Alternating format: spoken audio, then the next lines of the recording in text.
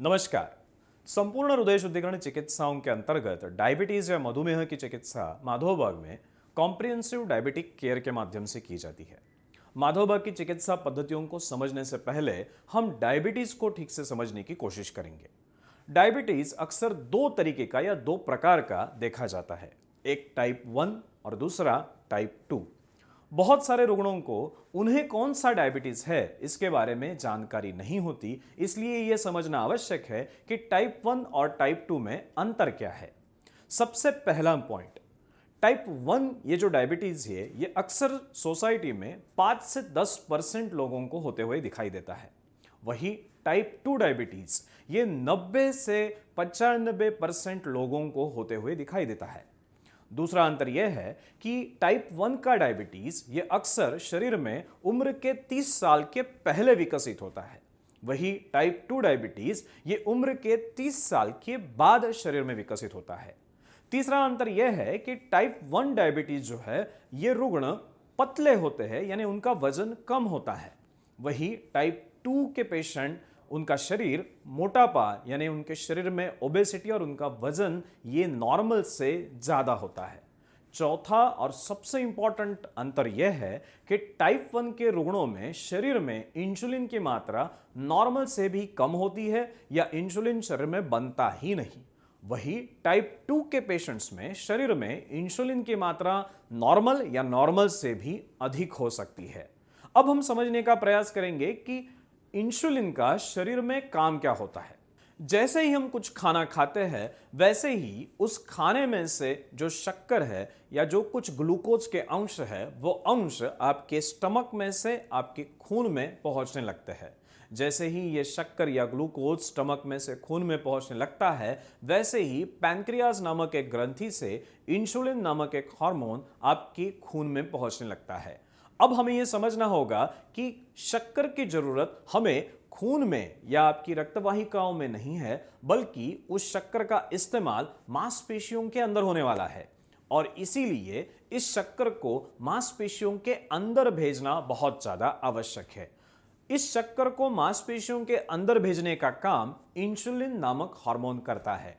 हमारे मांसपेशियों के ऊपर जो शक्कर के दरवाजे लगे हुए हैं उन दरवाजों को खोल के शक्कर को खून में से मांसपेशियों के अंदर भेजने का कार्य इंसुलिन नामक हार्मोन करता है। अब डायबिटीज टाइप 2 में होता क्या है? डायबिटीज टाइप 2 में हमारे ये जो इंसुलिन के दरवाजे हैं या जो रिसेप्टर्स है उन रिसेप्टर्स पे चर्बी जमने के कारण हमारे शरीर में जो इंसुलिन नामक हार्मोन तैयार हो रहा है वो ठीक से काम कर नहीं पाता। उसी के परिणाम स्वरूप जो कोई शक्कर हमारे खून में जम चुकी है वो शक्कर मांसपेशियों के अंदर प्रवाहित नहीं हो सकती और इसीलिए हमें हमारी ब्लड शुगर बढ़ती हुई दिखाई देती है। इसी बढ़ी हुई ब्लड शुगर की वजह से हमारी शरीर की ब्लड वेसल्स में या रक्तवाहिकाओं पर विपरीत परिणाम होने के कारण हमारे हृदय को होने वाली रक्तपूर्ति, हमारे किडनीज का, हमारे आंखों का और हमारे ब्रेन का ब्लड सप्लाई भी अफेक्ट होने लगता है और उसी के परिणाम स्वरूप शरीर में विभिन्न कॉम्प्लिकेशंस उत्पन्न होते हुए दिखाई देते हैं। इसी डायबिटीज की चिकित्सा माधोबाग में पंचसूत्रों के आधार पर की जाती है। सबसे पहला ध्येय होता है इंसुलिन के रिसेप्टर्स पे जमी हुई चर्बी को कम करना। यह काम किया जाता है प्रमेह नामक डाइट किट के माध्यम से। प्रमेह नामक डाइट किट एक ऐसा डाइट किट है जिसमें प्रोटीन, कार्बोहाइड्रेट्स और फैट का एक विशिष्ट संतुलन है, जिस वजह से रुग्ण के शरीर में उपस्थित इंसुलिन रेजिस्टेंस बहुत अच्छी तरीके से हम कम कर सकते हैं। दूसरा ध्येय होता है रक्तवाहिकाओं पर उत्पन्न दुष्परिणामों को रिवर्स करना। बढ़ी हुई शक्कर के कारण जो कुछ दुष्परिणाम हमारी रक्तवाहिकाओं पर उत्पन्न हो चुके हैं उनको रिवर्स करने में पंचकर्म चिकित्साएं विशेष रूप से मददगार साबित होती है।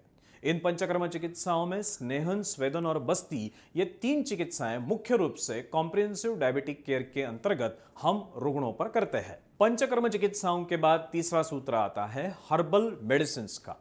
माधोबाग में ऐसे हर्बल मेडिसिन इस्तेमाल किए जाते हैं जिनके वजह से आपके शरीर में स्थित इंसुलिन रेजिस्टेंस कम हो जाए और उसी के साथ साथ आपकी पैंक्रियाटिक बीटा सेल्स का भी ठीक तरीके से पोषण हो। चौथा सूत्र है रेगुलर एक्सरसाइजेस।